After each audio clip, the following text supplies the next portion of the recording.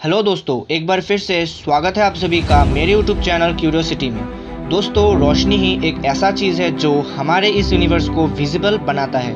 अगर ये रोशनी ना होता तो हम शायद हमारे इस यूनिवर्स के बारे में इतना कुछ कभी जान ही ना पाते। और एक तरफ से देखा जाए तो रोशनी के बिना हमारे इस यूनिवर्स का शायद कोई वजूद ही ना रहता।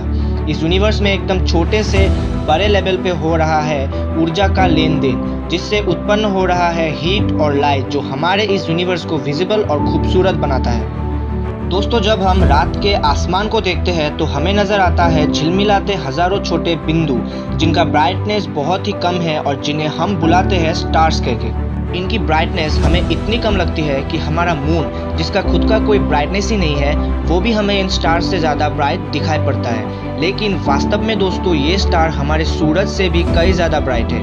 इनकी ब्राइटनेस हमें इतनी फीकी इसलिए लगता है क्योंकि ये हमसे करोड़ों लाइट ईयर्स की दूरी पे मौजूद है। और अगर ये स्टार हमारे सूरज की जगह पे आ जाए तो पल भर में हमारे सोलर सिस्टम को बर्बाद करके रख सकता है। दोस्तों, आज की वीडियो इसी ब्राइटनेस के ऊपर है और हम ढूंढने जा रहे हैं हमारे ऑब्जर्वेबल यूनिवर्स की सबसे ब्राइटेस्ट ऑब्जेक्ट को। तो चलिए शुरू करते हैं। दोस्तों, हम ब्राइटनेस को नापने के लिए यूज करेंगे एक एब्सोल्यूट मैग्नीट्यूड स्केल की। यहाँ पे वैल्यूज जितने कम होंगे उस चीज की ब्राइटनेस भी उतनी ही ज्यादा होगी। तो इस चीज को दोस्तों आप ध्यान रखिएगा। तो चलिए शुरू करते हैं हमारे रात के आसमान के सबसे ब्राइट सितारा सीरियस से। इसका नाम दोस्तों लिया गया है एक ग्रीक वर्ड सीरियस से, जिसका मतलब है ग्लोइंग। ये हमारे अर्थ से करीब 8.6 लाइट ईयर्स की दूरी पर है और इसका सरफेस टेम्परेचर है करीब 9940 केल्विन। और इस स्टार का एब्सोल्यूट मैग्नीट्यूड जो इसकी ब्राइटनेस को दर्शाता है वो है -1.46, जो कि एक अच्छा खासा ब्राइटनेस है। हमारे सन का एब्सोल्यूट ब्राइटनेस है सिर्फ 4.8, मतलब कि सीरियस हमारे सन से करीब 22 गुना ज़्यादा ब्राइट है। लेकिन दोस्तों, इसका ब्राइटनेस हमारे यूनिवर्स के खाते में बहुत ही कम है। तो चलिए अब बात करते हैं RMC136A स्टार के बारे में। ये हमारे अर्थ से करीब 1,63,000 लाइट ईयर्स की दूरी पे स्थित है और इसका सरफेस टेम्परेचर जो है वो है करीब 50,000 केल्विन। और अगर इसका एब्सोल्यूट मैग्नीट्यूड की बात की जाए तो वो है करीब -8.09, जो कि हमारे सन से करीब 9 मिलियन टाइम्स ज़्यादा है, जो कि बहुत ज़्यादा है, राइट। अगर ये हमारे सन के जगह पे आ जाए तो हमारे एंटायर सोलर सिस्टम को पल भर में तबाह कर सकता है। लेकिन इतना ब्राइट होने के बावजूद ये भी हमारे यूनिवर्स का सबसे ब्राइट ऑब्जेक्ट नहीं है, बल्कि इससे भी कई ज़्यादा ब्राइट स्टार हमारे इस यूनिवर्स में मौजूद है।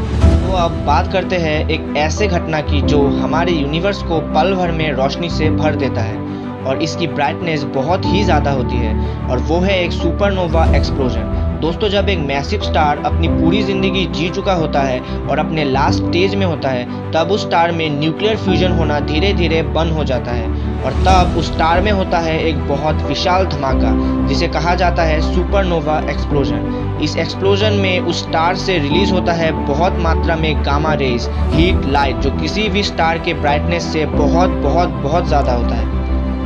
अगर इसकी एब्सोल्यूट मैग्नीट्यूड की बात की जाए तो वो है करीब -19। इसकी ब्राइटनेस का अंदाज़ा लगा पाना हम इंसानों के लिए बहुत ही मुश्किल है, क्योंकि ये इंसानों के कल्पना से बाहर है। एक सुपरनोवा एक्सप्लोजन दोस्तों कुछ ही सेकंड में इतना लाइट रिलीज कर देता है जिसे सूरज अपने 10 बिलियन ईयर्स के लाइफ में भी रिलीज नहीं कर पाएगा।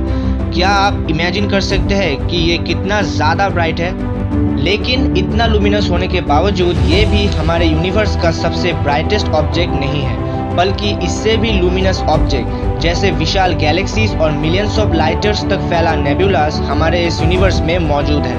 पर 1960 में एस्ट्रोनॉमर्स एलन सैडेज ने खोज निकाला हमारे ऑब्जर्वेबल यूनिवर्स में अब तक का देखा गया सबसे लुमिनस ऑब्जेक्ट, जिसका नाम है क्वेजार।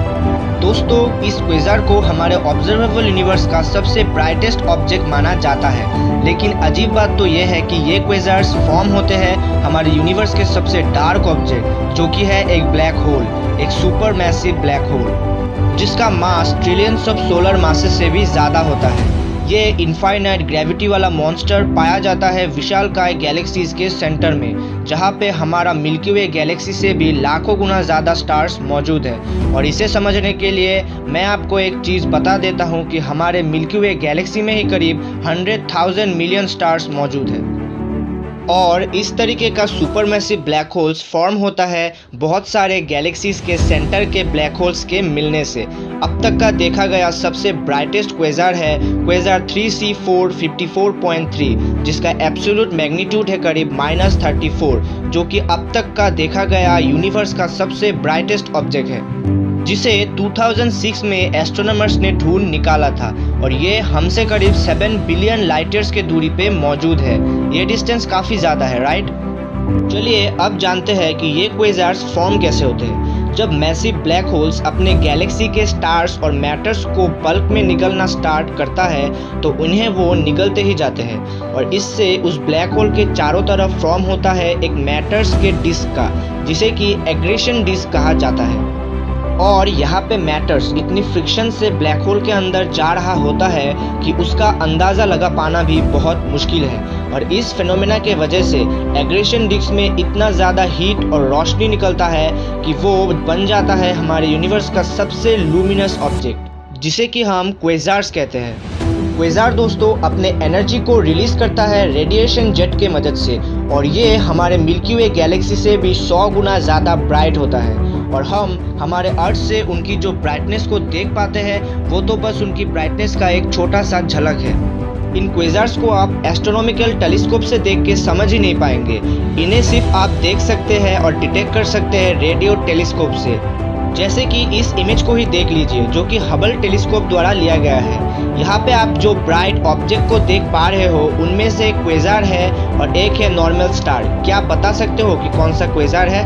नहीं, राइट? वेल दोस्तों, यहाँ पे राइट साइड में जो ऑब्जेक्ट आप देख पा रहे हो वो है एक स्टार जो कि हमसे कुछ ही लाइट ईयर्स की दूरी पे स्थित है, लेकिन लेफ्ट साइड में जो ऑब्जेक्ट आप देख पा रहे हो वो है एक क्वेजार जो कि हमसे करोड़ों लाइट ईयर्स की दूरी पे मौजूद है। इसीलिए दोस्तों इन्हें नॉर्मल टेलीस्कोप से देख पाना और डिटेक्ट कर पाना इतना मुश्किल है। तो दोस्तों आज के लिए बस इतना ही और मुझे यकीन है कि मेरे इस वीडियो से आपको नया कुछ सीखने को ज़रूर मिला है। अगर आपको मिला है तो मेरे इस चैनल को प्लीज़ सपोर्ट कीजिए। तो फिर मिलता है एक और नए वीडियो के साथ, तब तक के लिए गुड बाय एंड जय हिंद।